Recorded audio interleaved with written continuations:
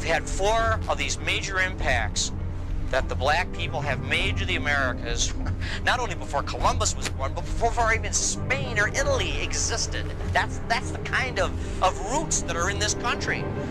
This is a part of history that we're not allowed to know. And Noble Drew Ali was here to teach people this. What connects it up is even the word Moor, because it's pronounced differently in different parts even of Africa. And they call themselves Moor, Mu, Mur. There's all variations of that, so that even the name Mur. Noble Drew Ali was sent on a mission back to America, where he was from, to teach the Moorish people their true heritage. And he taught that there were Moors in America before there were what we know as Native American Indians, and that this history has been obscured and robbed. And it's not only robbed the so-called black people, it's robbed the white people. It's robbed everybody, because the knowledge is what's lost, you know. And it's almost, you have humanity enslaving its best, you know, taking the best part of itself and cutting it off. So therefore, teach the people. They will solve the problem. That's why the Drew Ali said to the people, he says, this is your Moorish movement. The Negro problem is your problem. Even some of the Europeans are helping me. Why aren't you? Wrote in, and I'm just researching this stuff on my own. I'm not being prompted to do it. America is Morocco. Yes. Your brother from Morocco. Thank you. Yes. Noble Drew Ali was here to teach people this. The so-called black people, which were really of Moorish descent and heritage, their true heritage, and that this whole stuff about African slaves, I mean, look, there were a lot of slaves brought over from Africa, don't get me wrong, but this was not where all the black people came from. There were black people of Moorish descent here in America. And by knowing that, and the more you know about it, it's an empowerment. You're really rooted. You have got a heritage which is more than slavery. Sure, there was slavery, but that's not all. That's a small part of it. Long before that, there's a heritage of kings, seafarers, religious missionaries, and they were all here. But it happened so long ago, there's just so little of it left. You understand? That's the advantage that other people have with you, because they know your real history and you don't. Are you clear? This is a part of history that we're not allowed to know. And Noble Drew Ali was here to teach people this. Now, Noble Drew Ali, Sheikh Sharif Abdul Ali, established the Moorish Divine and National Movement in North America, really around 1911, 1912, and officially active 1913. A lot of preliminary work was going on before the movement was initially, or what you call officially, established. So whereas people look at it as the movement starting in 1913, that's the official date of what you say official activity. But the business was going on for quite some time. The history of Noble Drew Ali was that he was at a Pan-American conference in Havana, Cuba, where all of the dignitaries, state diplomats from all countries of the world, particularly Pan-American countries, gathered to, and he was shown a mandate, which basically showed that the America was the rightful possession of the Moors. And this mandate was so powerful, and I believe it was showed to him by the Secretary of State, or the Secretary of State of America saw it. But after this conference in 1928, all of the European countries pulled their money out of America because they saw that America was risky, because the true corporate shenanigans of the entire country were being, and the sovereignty of America as it stood was being threatened by the presence of Noble Drew Ali and this mandate. Fact is, that part of history is not taught to separate you from your authority, your self-authority, the empire of the world, and particularly the Moroccan Empire in which you're standing right now. How come you ain't getting this in school? Because they don't want you to know that you're standing on Morocco, that the land is Morocco, the occupational government is the United States. Distinguished from the land, it's a foreign religious corporation belonging to the Jesuits. You're under occupation. Morocco was the first nation in the world to recognize the United States of America 237 years ago. In December 1777. So I've come here to say thank you. The first nation to recognize my country was Morocco. In signing the treaty, This treaty specifically deals with Moors. The question that may arise, how do we know that where the treaty says Moors, the so-called black people of the time is being referred to? The Moors were considered citizens or part of the we the people who ratified the Constitution. It says, quote, thus an act was passed in Massachusetts on the 6th of March, 1788, forbidding any Negro not a subject of the Empire of Morocco or a citizen of the United States from tarrying in the Commonwealth, unquote. For this would show that those who referred to as Negroes were actually Moors, and that they were on the same footing or status as citizens. Those who remembered that they were Moors used the Moroccan Treaty of 1787 to secure the rights on the same footing as the state citizens without otherwise being obligated members of their social equality. While those who were brainwashed into believing they were Negroes, descendants of Africans brought here by Europeans, were unprotected by the Moroccan Treaty, as well as the Articles of Confederation and the Constitution. The Constitution is their sanction to do business at Morocco. There's that business flag of amity and commerce. Now you understand why you have that Moorish flag, and then you have the stars and stripes. It's a banner, it's not the national flag. This is the national flag. It's your history. You're standing on your own land, trying to go to Africa, and you're standing on Africa. The Constitution is their obligation. That's not some instrument that, oh, you know, it's interesting if you all know something about it. And if you don't, oh, it's not important. Why do you think politicians don't teach the Constitution to children in schools? Because that's the document that gives them the authority to do everything that they're doing. Without the Constitution, there is no government. Once you understand that, you understand where you need to be to protect your Moorish birthright. And the Moorish birthright is to protect the Constitution and to enforce the Constitution. The abuses that you've been getting is because that document has not been enforced. It has not been enforced because you ain't been in your proper person. Y'all been busy being colored people. Do you understand where I'm from? So concept of mind, get out of it. You're not Negro, black, and colored. And you got to be that, not that, officially. That's what nationalization process is for. That's why he did it. Do you understand? These have political ramifications. So it changes your political status in the society for the record. That's number one, because it's documented now. You see what I'm saying? So that gives you a standing at law across the world. Now, do you know what to do with that? That's the next issue. Do you know how to proceed with that? Those are the parts of the information that was suppressed by the subversives, COINTELPRO, etc., that was inverted into this movement with the FBI, CIA, etc., which is really the OSS, to subvert this movement.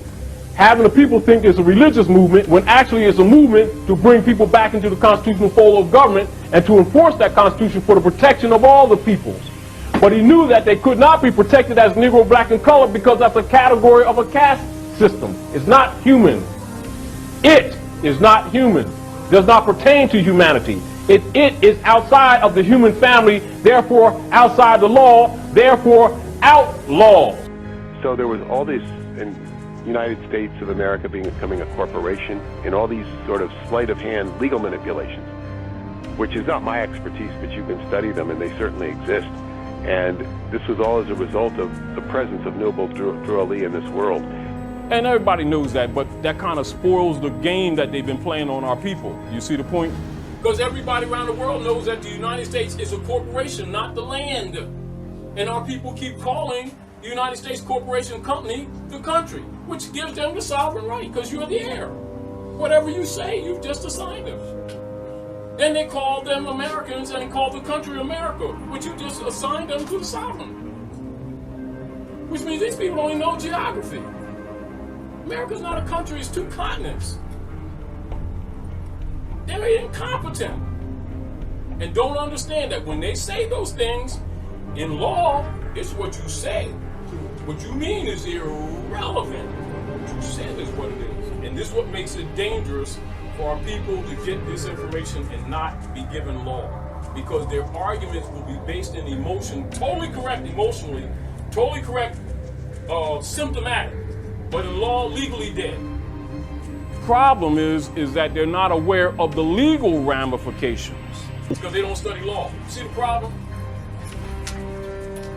You know, and so all these things which the Europeans have been using to take advantage of our people because they don't study and it doesn't fit their beliefs.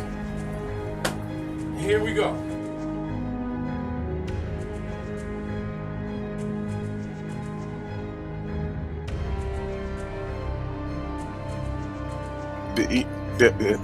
The other thing that they like to talk about is the idea that the United States is a corporation, right? Yes. Well, it is. That's true. The United States is a corporation. Right. And if you roll all of that back, you'll see exactly the connection between United States being a corporation and the Federal Reserve not being federal at all and being a private organization. And sure, you can pull back all of that, you know, and see how corrupt our government is. Yes, right. That's true. You understand? So now what we have to do is begin to systematically bring the correct information so that when, as Moors become conscious and they get repressed by the corporations, which is substituting as the government, that they have some redress, some method of redress. Noble Drew Ali was here to teach people this. Look at the timeline. When Drew Ali established the Moorish Divine National Movement in 1913, all right, on the other side of the government, they met and they established the Internal Revenue Service. Yes, Federal Reserve System. Now, when Drew Ali was doing his work and about to establish this movement officially, Woodrow Wilson had got his degree at Johns Hopkins University, his PhD, and he was being, at that time, courted for the election to the presidency of the United States Republic. Now, during the Wilson administration, to counter Noble Drew Ali, and you must really understand this so you can understand a lot of activities that are going on with a lot of different groups. But what we do know is that after that conference, there was a stock market crash because of this, and then the entire country was reorganized and reincorporated. And you had all this FDR coming along in the 1932 and the Admiralty Court superseding the regular United States Constitutional Court and the taken off of the gold standard. That's when Wilson, he's a knight. Would you call President Wilson? They made deals, and what they did, they were in the process of stealing your gold and your silver. Now, do you know what separations of powers is? When our forefathers set up this Constitution in order to stop these wars between the Moors and the Roman nations and set up the United States uniquely as a symbol for the rest of the world, as a pattern to go back to the ancient laws and principles of civilization which were founded by the Moors, which were violated, which is why you are having these wars in the first place. Noble Drew Ali was here to teach people this, that America was Almaricanos. We got the name America from Almaricanos, not from Amerigo Vespucci. And Almaricanos means El Morocco. And that Morocco was the Sultanate of Morocco was the ruler of America at one point. Now this goes back into a very deep history. He also knows that North America is known as Al-Maghreb Al-Aqsa. Of course, I know that.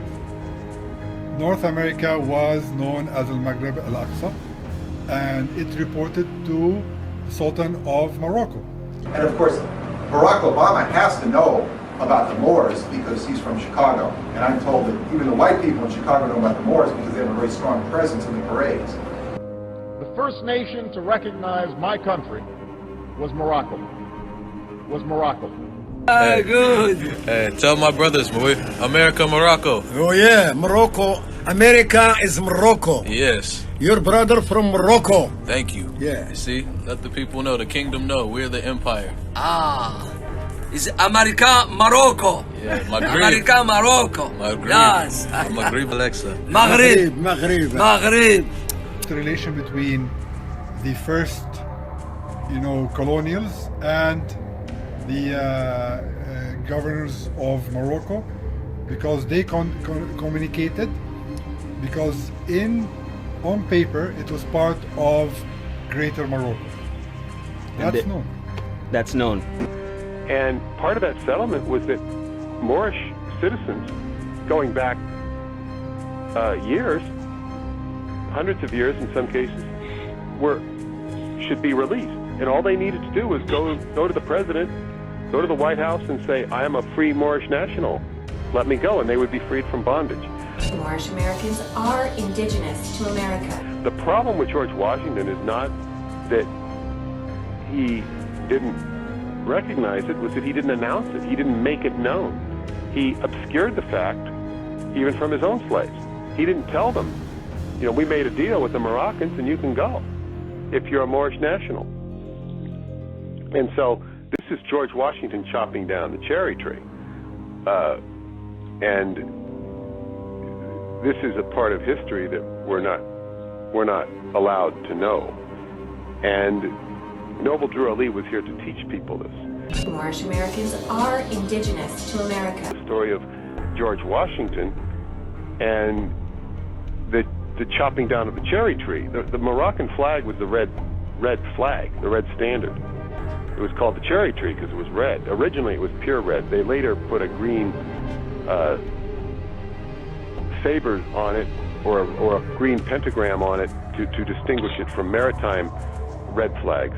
But it was originally red and it was called the cherry tree. Now it is a great Masonic secret that has long been revealed that it was George Washington who chopped down the cherry tree of the Moors, erasing them from the history books and removing their nationality, fez and turbans. It was even predicted that in a few hundred years many of them would not remember who they were or their connection to the land. So George Washington chopping down the cherry tree referred to the fact that the first treaty with the United States of America was with Morocco, and part of that arrangement between their diplomacies was that Morocco had sued America during the Revolutionary War because they were enslaving their people. The Sultan was so they sued America, and America did not respond. So Morocco started taking hostage, American ships hostage, and this resulted in a diplomatic squabble, which eventually was settled with the first peace treaty of the United States of America. The first nation to recognize my country was Morocco. In signing the treaty, it was Morocco who supported and gave rise to the independence of the United States of America as it has been recognized by President Obama. The first nation to recognize my country was Morocco. And so this is George Washington chopping down the cherry tree. And this is a part of history that we're not allowed to know. And Noble Drew Ali was here to teach people this. Moorish Americans are indigenous to America. And there was supposedly a capitulation between the Moors of Granada whereby they ceded the new continent, as it was called, and it was called in the papers, if you look at that, Ferdinand and Isabella gave Columbus, it does not say Asia, it does not say India, it calls it the new continent. And he goes to explore the new continent.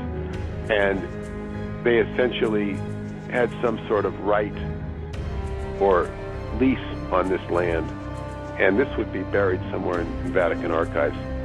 And Columbus is basically going there to set up the triangular trade route, the forerunner of the triangular trade route, and to enslave the Moorish nation.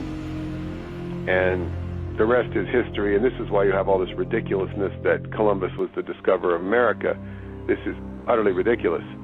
To any legitimate historian, they know that he did not discover America and the whole history. So that's my overview of Noble Drew Ali in a nutshell. And recognize how you've been miseducated, not just by Europeans, but by your own. These people know that you're not black. They don't doubt it. They know that you're not black. And they know that you're Moors.